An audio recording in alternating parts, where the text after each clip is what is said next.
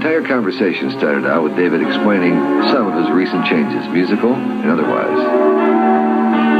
Well, what really happened is that up until station to station, what I've been working on, or working with more than anything else, was creating characters and environments on albums and then portraying them on stage.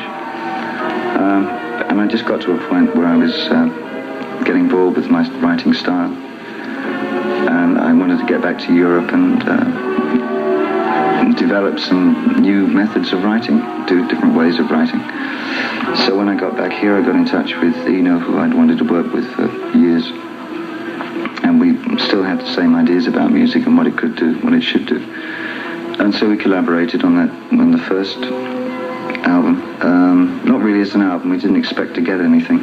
We were really excited when we had some very good material, and we sort of just lumped it together, and I called it Low. I'd always been into what would be termed, I suppose, neo-avant-garde stuff. In England has always spawned that kind of attitude, I think. It's been, especially in London, ever since the days of Kevin Ayers and all those guys, and Gong, David Allen. I've been interested in how remote that you can get with traditional methods of writing.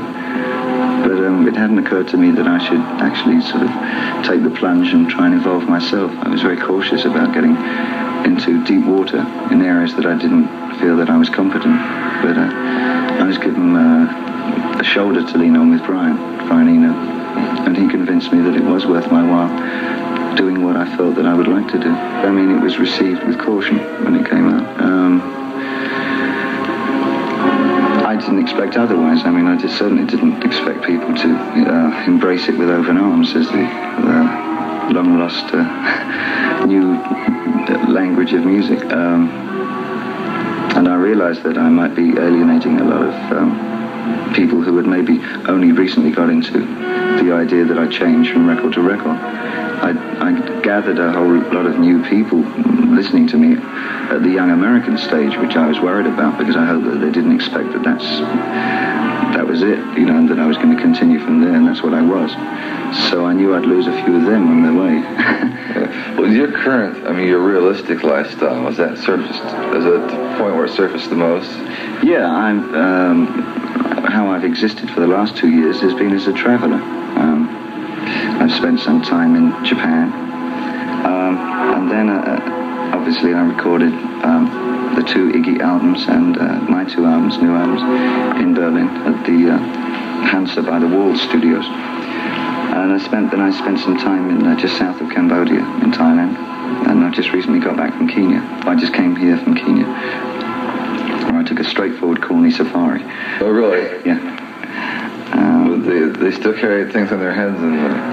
Yeah, I spent a little while, literally a few hours, with the Maasai tribe in Masai Mara, which is western Kenya, just on the border of Tanzania. Obviously, it must have been a lot of music. Yeah, and it was... a lot of percussion? Absolutely, but I didn't actually go for the purpose of really listening to the music too much. I went to really look at the lifestyle of the people, especially the Maasai tribe. They interested me very much, and I wasn't disappointed at all. What was it about? Well, they've been living their particular way for at least untouched for at least about 800 years. I mean, it hasn't changed at all. And it took a long time to get permission to get to a village. I had to find a Maasai who spoke English, who worked in that area, who would get me into the village, because they're not particularly prone to white men. So it's very hard to get to see them. And I was fortunate enough to find a young guy who took me in. And they were very, very wary, very cautious of me in the beginning. But after a little while, they start to talk. They don't even speak Swahili. They still speak Maasai. And they're cow herders. I mean, they deal with cattle. They consider that all cattle in all over the world belongs to them. All of it? Yeah, so they once upon a time they had a reputation for cattle raiding, because all cattle belonged to them, because God gave them cattle. Well, there must have been some... They're very warlike tribe. There must have been some force driving it down. That's an extreme. Yeah. How may that surface in the future, or will it at all? It's predictable that it will, yeah. I intend going back as well. I haven't finished there. I had to come here to sort of break up my stay there. Did you do any recording there by any chance? I didn't find any facilities available. There's one studio in Aewdb that I didn't get to I see. just meant like on a cassette or something. No, not this time. I wanted to understand what I was seeing and what I was dealing with before I was presumptuous enough to start recording it. So I wanted to make more stringent investigations about. There's a lot of other tribes there that I didn't know very much about until I got there. The Giriami tribe are one of the most musical tribes. But I didn't get much. I saw them once, but I didn't get much chance. And I saw them playing, which was spectacular. The low album, though, seemed as if it was, looked as if it was deliberately. One side was packed with potential hits. I mean, really, there was... Well, it wasn't. That was... It looked too obvious. In other words, there was some just incredible commercial material on there. Very odd stuff. But the other side was complete... It was fairly audacious, the first side. It was not written in that order, obviously. The stuff evolved of its own accord in a very different order to that. But I just took an arbitrary decision to put all fast stuff on one side and slow stuff on another for no other reason than that. I thought, well, I'll keep all the accessible stuff on one side and the less accessible stuff on another side and leave it up to people to pick on the side they want to play.